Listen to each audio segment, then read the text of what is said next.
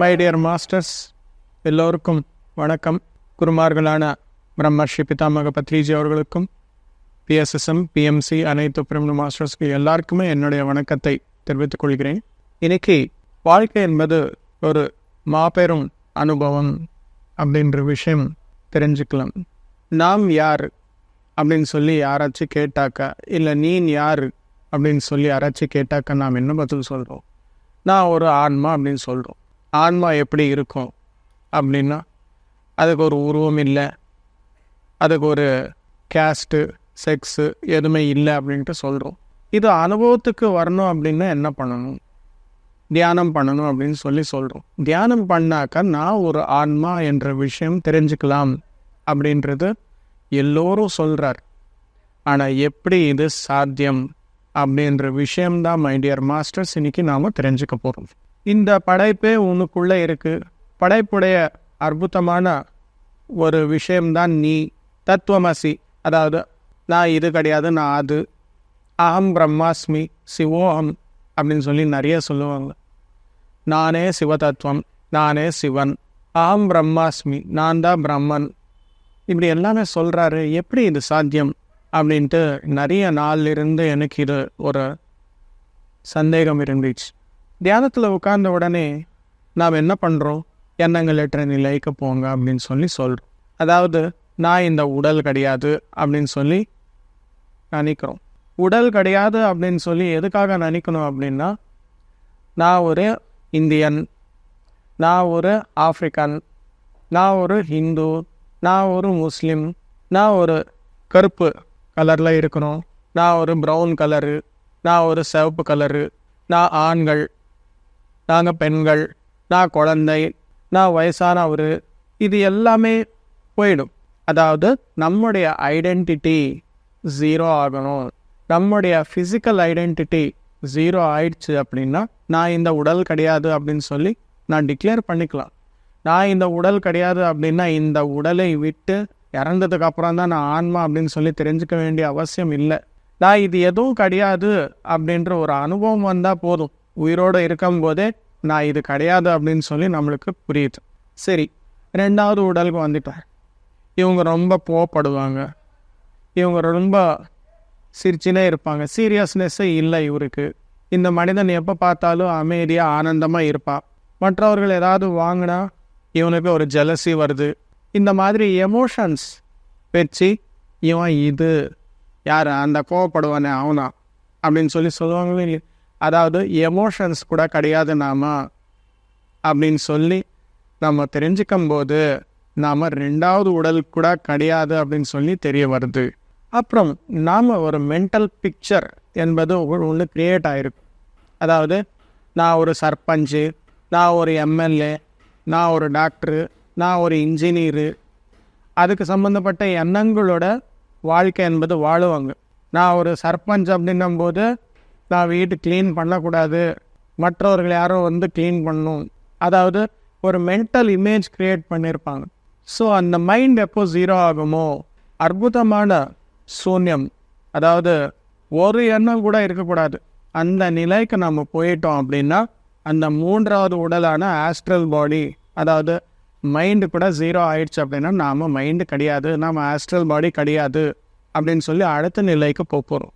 எப்போ தியானம் பண்ணி நிறைய புத்தகங்கள் எல்லாமே வாசித்து நல்லபடியாக எக்ஸ்பீரியன்சஸ் எல்லாமே வாங்கி 4 பேருக்கு சர்வீசஸ் எல்லாமே பண்ணும்போது, சேவை என்னும்போது செலுத்தும் போது ஆட்டோமேட்டிக்காக கர்மம் என்னாகும்? கர்ம ஜீரோ ஆகிடுமோ இல்லையா? கர்ம ஜீரோ ஆயிடுச்சு அப்படின்னா காரண உடல் ஜீரோ ஆகுது. நான் காரண உடல் கூட கிடையாது, காசுல் பாடி கூட நான் கிடையாது. இந்த பிளானட்டில் மிக பெரிய நோக்கத்தோடு நாம் வந்திருப்போம் இந்த பூலகத்திற்கு. அந்த நோக்கம் என்ன அப்படின்னு சொல்லி கண்டுபிடிச்சி அதுவும் பண்ணிட்டோன்னு வச்சுக்கோங்க, அந்த மகா காரணம் கூட ஜீரோ ஆயிடுச்சு. மகா காரண சரீரம், அதாவது சுப்ரா காசுல் பாடி கூட நீங்கள் கிடையாது, அதுவும் ஜீரோ ஆயிடுச்சு. அதுக்கு அடுத்த நிலை என்ன? காஸ்மிக் பாடி. இங்கே என்ன இருக்குது? நான் வந்து ஒரு இந்தியனு, நான் ஆஃப்ரிக்கன்னா, அதுவும் போயிடுச்சு. இந்த உடலோட ஐடென்டிட்டி போயிடுச்சு. எமோஷன்ஸ் எல்லாமே சமநிலைக்கு வந்தது. எந்த வகையான சூழ்நிலை வந்தாலும் அசையாமல் நீங்கள் அப்படியே இருக்கிறீங்க. அதாவது நீங்கள் எமோஷன்ஸும் கிடையாது, எந்த வகையான எண்ணங்களும் இல்லை, சூழ்நிலைக்கு சம்மந்தப்பட்டதை தவிர்த்து வேறு எதுவுமே இல்லை உங்களுக்கு. மைண்டும் கிடையாது, கர்மாவும் 0 ஆயிடுச்சு, காரணமும் 0 ஆயிடுச்சு. இன்னும் யார் நீங்கள்?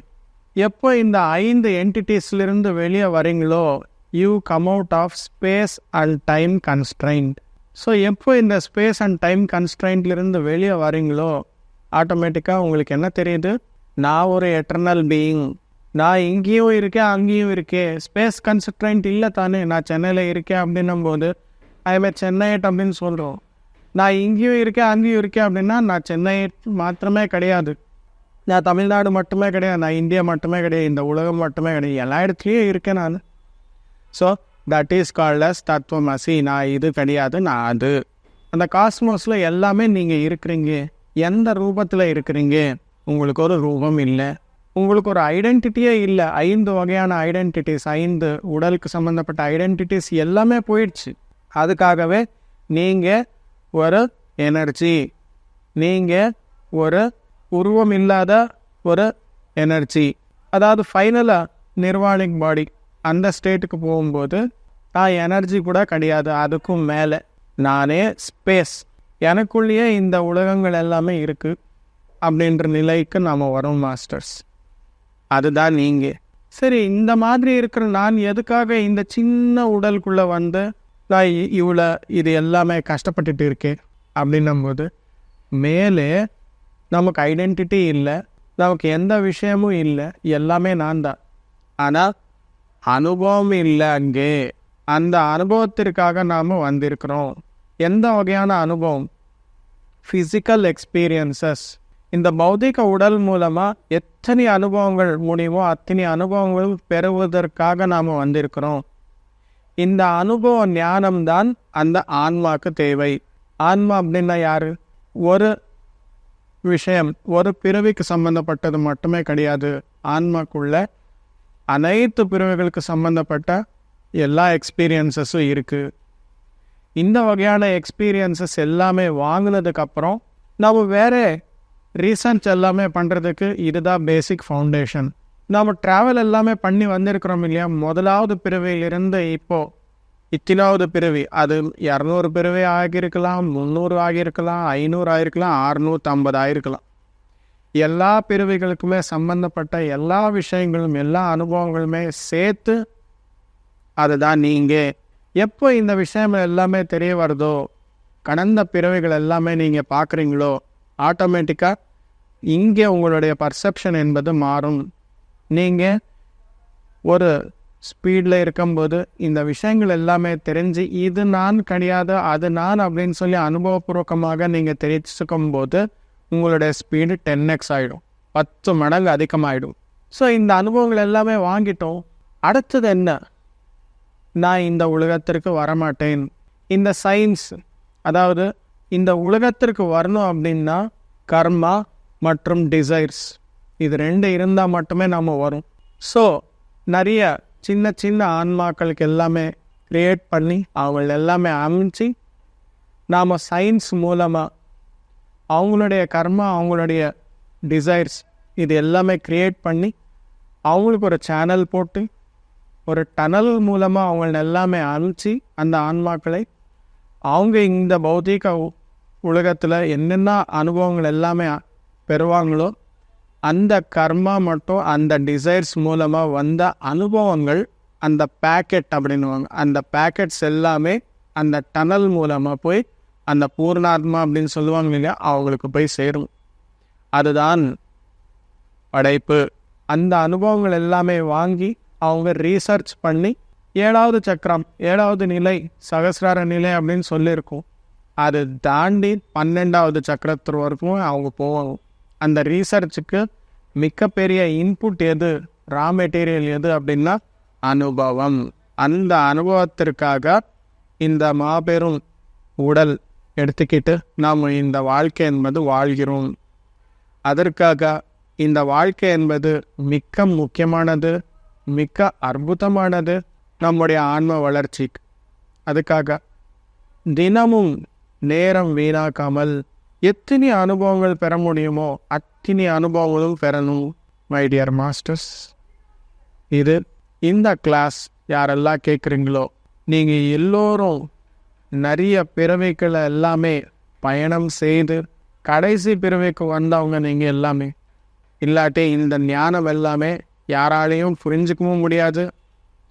இவ்வளோ அற்புதமாக நான் சொல்ல முடிஞ்சது அப்படின்னா நீங்கள் எல்லாமே தகுதியாளர்கள். அதுக்காக உங்களுக்காக வந்துட்டு இருக்கு. தினமும் தியானம் செய்யுங்க. நம்முடைய ஐடென்டிட்டி இது கிடையாது அப்படின்னு சொல்லி தெரிஞ்சுக்கணும். நான் அது தத்துவமசி, அகம் பிரம்மாஸ்மி, சிவோகம் அப்படின்ற நிலைக்கு நாம் எல்லாம் போகணும். அப்படின்னா அதுக்கு அஸ்திவாரமே தியானம். மை டியர் மாஸ்டர்ஸ், அந்த அளவுக்கு மிக்க பெரிய புனிதமான தியானம் நமக்கு பிரம்மர்ஷி பத்ரிஜி அவர்கள் பரிசாக கொடுத்திருக்காங்க. அவங்களுக்கு என்னுடைய வணக்கத்தை தெரிவித்துக் கொள்கிறேன். Thank you my dear masters. எல்லாருக்குமே நன்றி, வணக்கம்.